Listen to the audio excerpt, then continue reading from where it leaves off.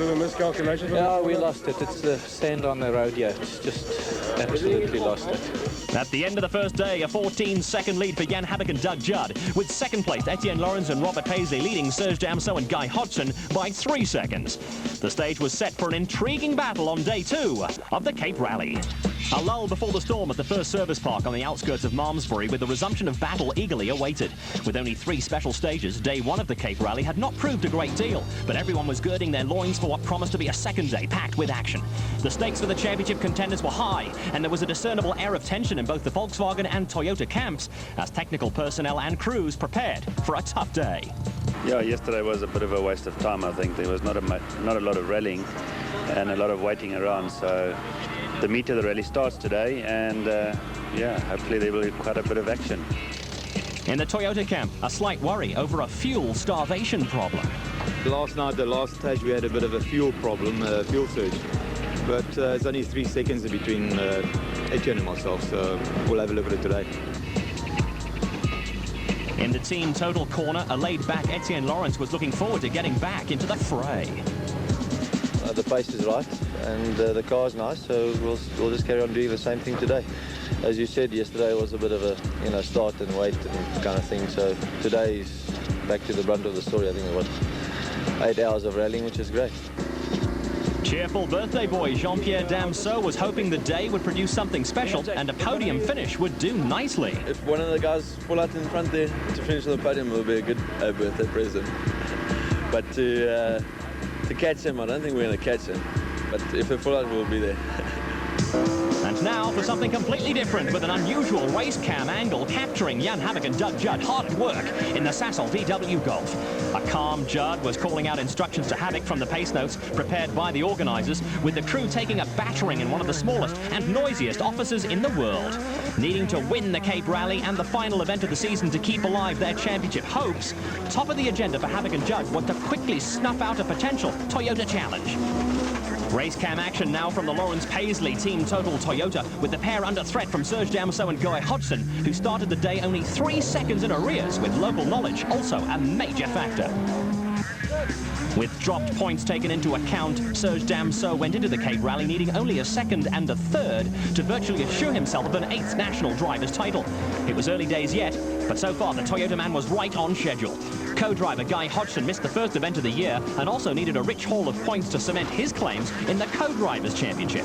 The day got off to a good start for the pair when they took time off both Habak and Judd and Lawrence and Paisley and moved into second place.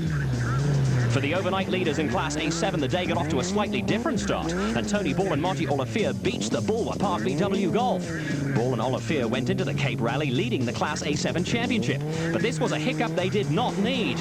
There were plenty of willing helpers around, but the pair lost precious time before they were underway again, and worse was to follow a little further down the road.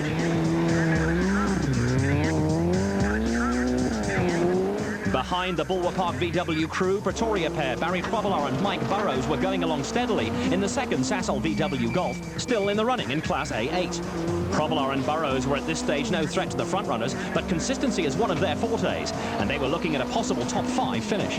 While they went their merry way, Eastern Cape crew Adrian Karth and Rikus Faria had moved up the pecking order in Class A7, courtesy of the Ball, Olivier indiscretion. Hot on their heels were another Eastern Cape crew in Keith Coleman and Uwe Koch in the Sasol VW Golf. As with events throughout the championship season, the Cape Rally drew large and enthusiastic crowds. They love their motorsport down in the Western Cape, and spectator vantage points at special stages attracted the enthusiasts. On the Group N front, reigning drivers' champion Hannes Krobler and Brian Duncan were quickly into the groove.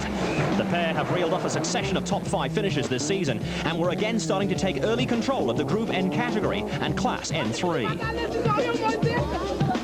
The Toyota pair of Kobus Roos and Neil Faree started the day with a slight advantage over Dean Saunders and Graham Hooper in Class N2. Roos is the son of former Works driver Koos Roos, and the immediate target for him and Faree was to finish ahead of reigning Class N2 champions Saunders and Hooper. That would make up championship ground, although the odds were slightly against them. There was still plenty of evidence on the route of a wet spell in the Cape, but charging along behind Roos and Faree were Saunders and Hooper. Like Roos, there's rallying in the Saunders genes. Dean is also the son of a former Works driver, with father Eric doing duty in his day for Ford and Toyota.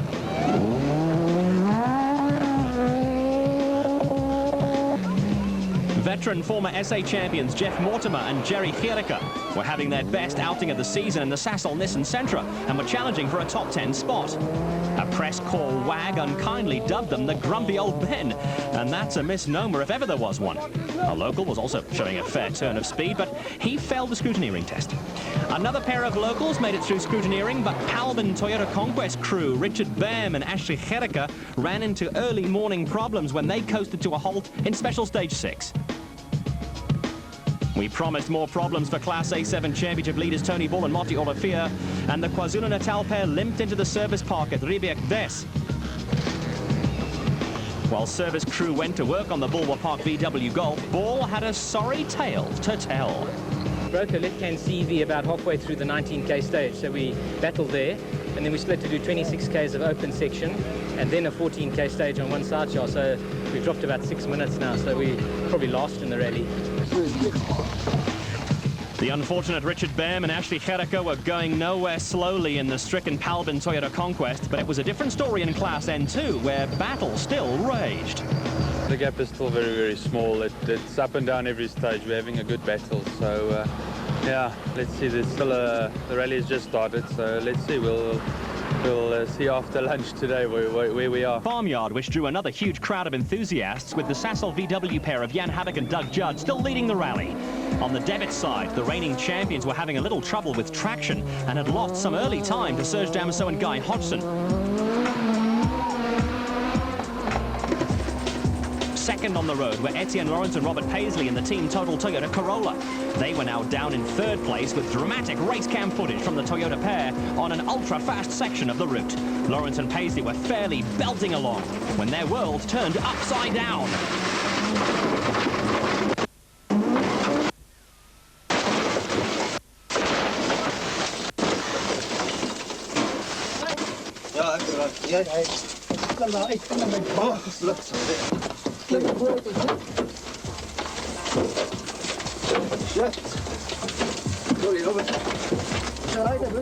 The huge accident put Lawrence and Paisley out of the rally on the spot, with driver and co-driver miraculously emerging unscathed. Charging along behind Lawrence and Paisley were Serge Damso and Guy Hodgson, and there were more anxious moments as the dealer Team Toyota almost suffered the same fate as the Team Total car. Damso and Hodgson kept the hammer down and came charging through the farmyard section, with the pair taking more time off Havik and Judd to close the gap to 9 seconds. The sudden and dramatic disappearance of Lawrence and Paisley now lifted Team Total teammates Jean-Pierre Damso and Johan Klaassen into contention for third.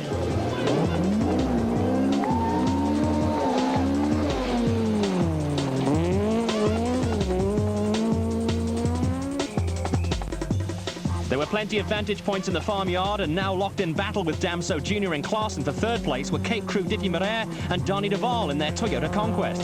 Behind them, Eastern Cape Crew Adrian Karth and Rickers Ferrier were still running at the front of Class A7, but were under serious attack from Keith Coleman and Uwe Koch. Amid all the action, a remarkably cool and calm Etienne Lawrence reflected phlegmatically on a first non-finish of the year. It's been starting to the point where we have to drop a rally, but dropping a rally this way is not really the planned way. It was just a left-hander tightened up on us, and we ended up going into the wheat. And the surface was hard and didn't lose a lot of speed. And there was these contours, and they were just a little bit too sharp. It shot my back up, and then it nosedived. The nose dived in, and then it went over head over heels. Aesthetically, it looks bad from the outside. All the panels are bent and the glass is broken and all that. But suspension-wise, I don't think it's too bad. But we'll have to try and rebuild it before the next rally, which is now this is now the rally that will drop, unfortunately. More drama, and at the front of the field, Jannie Havik suddenly voiced fears that there was a mechanical problem with the Sasol VW Golf. There was no letting up when the pace was concerned, but Havik was suddenly fighting the wheel at high speed.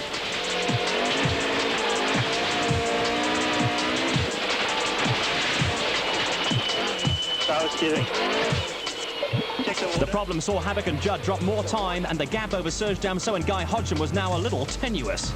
That was actually not quite part of the plan. So for the last two stages we didn't have power steering, and we decided to rather be a bit careful, because once the car gets out of line you won't be able to correct it again. So we were driving a little bit slower with a lot of caution on our side, and I think we've managed to fix it now, so now we'll have to go. By early afternoon, only 5 seconds separated Jan Havik and Doug Judd and Serge Damso on the Cape Rally, with crowds continuing to stream into vantage points. Farmyard's special stages are a favourite, but with power steering now restored to the Sasol VW Golf, the reigning champions did in fact start to go. So well did they start to go that they rapidly pulled away from Damso and Hodgson and were putting matters beyond the dealer team Toyota crew. 90 right, yeah.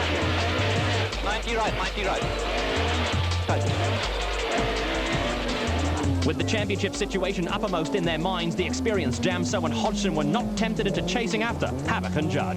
Second place was all Damso needed to move within 17 points of clinching his 8th Drivers' Championship. That translates into 6th place on the final event being enough to do the trick. The Old Boys Club, with past, present and would-be rally drivers taking in the action there, Jean-Pierre Damso and Johan Claesson were gradually winning the battle for 3rd place, with history in the making, with father and son together on the podium for the first time in South African rally history. Old Maestro Cyril van der Merwe appeared to approve, while Hannes Grobler and Brian Duncan were on their way to another top 5 finish. Class N3 honours and the outright Group N Championship lead. Some impromptu entertainment from an enthusiast who missed out on the Olympic diving team kept everyone amused, with a great time being had by all. Rallying has its lighter moments, but Koos Roos and Neil Faria and Adrian Karth and Rikus Faria were under the whip. Karth and Faria had lost the Class A7 lead to Keith Coleman and Uwe Koch in the Sasol VW Golf, and Dean Sanders and Graham Hooper had moved ahead of Roos and Faria in the Class N2 battle.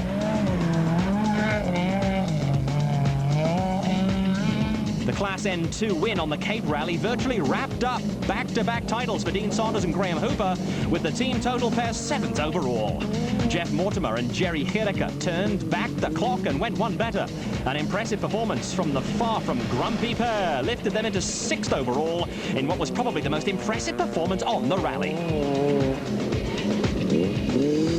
Although running well back on the road, Sasol VW Golf pair Keith Coleman and Uwe Koch were now top dogs in Class A7. The now well-travelled Koch commutes between London and South Africa to sit alongside Grandpa Coleman in the National Series. Behind them, there was another good performance, with John Bruin and Terry Porter 3rd in Class A7 in an ageing Opel Kadett. A final Swartland glimpse of Table Mountain, and after a final super special stage back at Killarney, reigning champions Jan Havik and Doug Judd were still in the championship hunt after a victory that was ultimately comfortably achieved. The tactics is for us to win the event, so that we've done now, so I think it's important for the next event that we at least get someone to maybe push him back a little bit, not let him score full points in his class at least. So yeah, the next event is going to be a tough one. And bubbly for Group N winners, Grobler and Duncan.